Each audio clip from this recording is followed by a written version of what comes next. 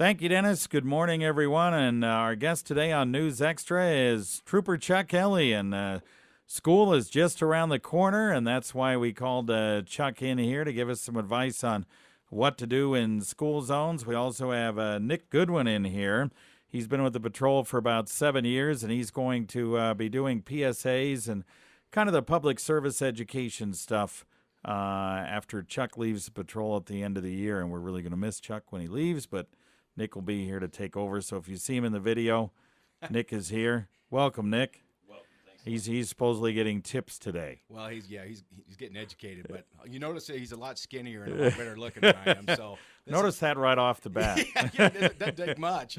So anyway, so Nick is in here to kind of take some tips. So this is how we do it, Nick. We start out and we say, Chuck, tell us about what we need to do as far as school zones are concerned. Well, folks, as summer draws to a close and the classroom bell's going to ring here pretty soon, I don't know if you realize this, but I didn't. We had over 55 million kids are going to be going back to school across the United States. And with 13% of those children typically walking or biking to school. And law enforcement just a reminder, please be vigilant for pedestrians, especially the afternoon hours are particularly dangerous according to the studies. This is from AAA Nebraska. But over the last decade, most of the fatalities with pedestrians with children occur between the hours of 3 and 7 p.m. So, and we need to talk about some of the safety things that as drivers and teenagers going back to school, what they can do. All right. So, all right, you're in the car, you're around that school area. I guess the first thing to do, it's automatic, is you just slow down, right? Yeah, you get to a school zone, you start, and you see kids, boy, you need to slow down. Speed limits in school zones are reduced for a reason.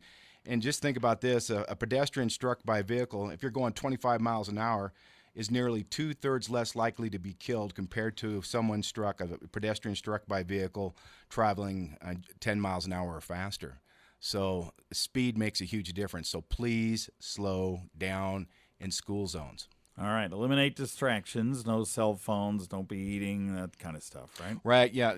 Focus on your driving. We talk about this all the time.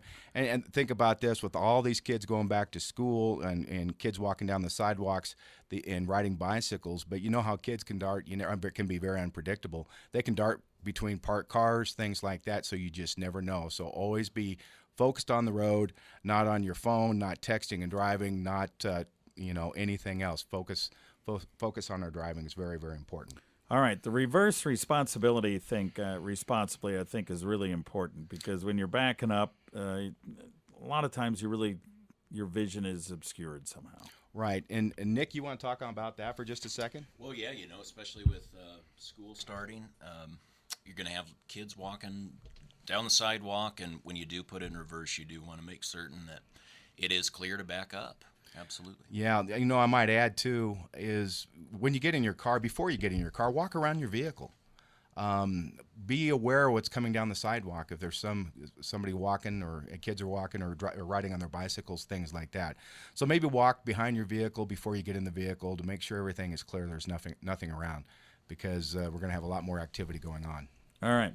Talk to your teen about their driving around school zones and even elsewhere, as a matter of fact, because they're probably going to do a little more driving in the school time than they are in the summer. Right.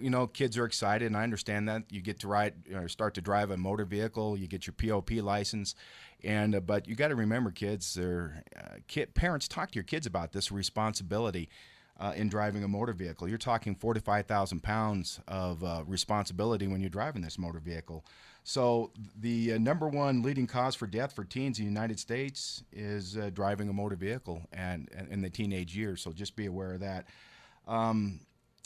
Folks, parents, don't let your teenagers have more than one occupant in the car, because that is a major distraction. Not only that, but with a POP license for the first 6 months, it is the law. All right. couple other quick things here before we take a break. Come to a complete stopwatch for bicycles. Yeah, come to a complete stop. Not the old California stop is what we call it, but the state law requires that you have to come to a complete stop.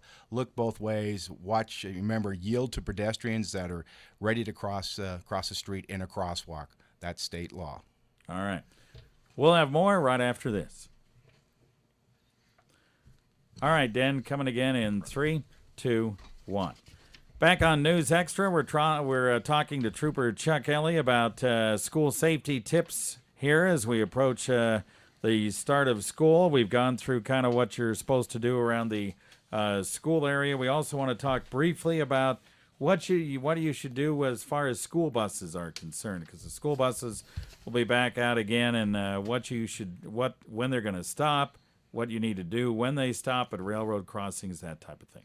Okay, you're right. Just so you know, folks, school buses are the safest vehicle that are out on the highways today. And that's because most people are very careful when they see school buses going down the road. But all 50 states have a law that makes it illegal to pass a school bus that is stopped to load or unload children when they have those cross arms out. Just a friendly reminder, when the school buses are slowing down, they turn those yellow lights on. You need to slow down and probably be prepared to stop, because usually right after that they pull the stop arm out, and then the red lights are flashing, and you need to stop. Whether you're behind them or coming forward. Right, in both directions, you need to stop. Okay, now that's that's in the state of Nebraska, and all 50 states have that exact same law. All right, and coming from both directions.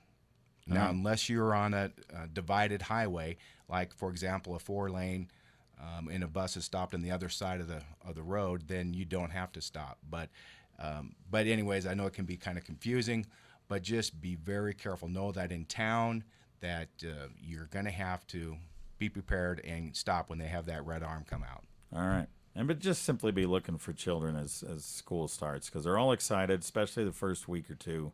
And it's going to take you a while to kind of get used to the fact that kids are out and about again. Yeah, the kids are out and about. And as always, folks, we can't stress this enough. Please buckle up. Make sure you're buckled up and everybody in the vehicle is buckled up. We would greatly appreciate that. All right. Very good. That's how you do it, Nick. That's how you do it. It's not too hard. All right. Hey, if I can do it, you can do it, buddy. That's right. If Chuck can do it, you can. No well question about it. All right. Thanks, Chuck. Appreciate it. Hey, thank you guys. Appreciate it, what you do for us.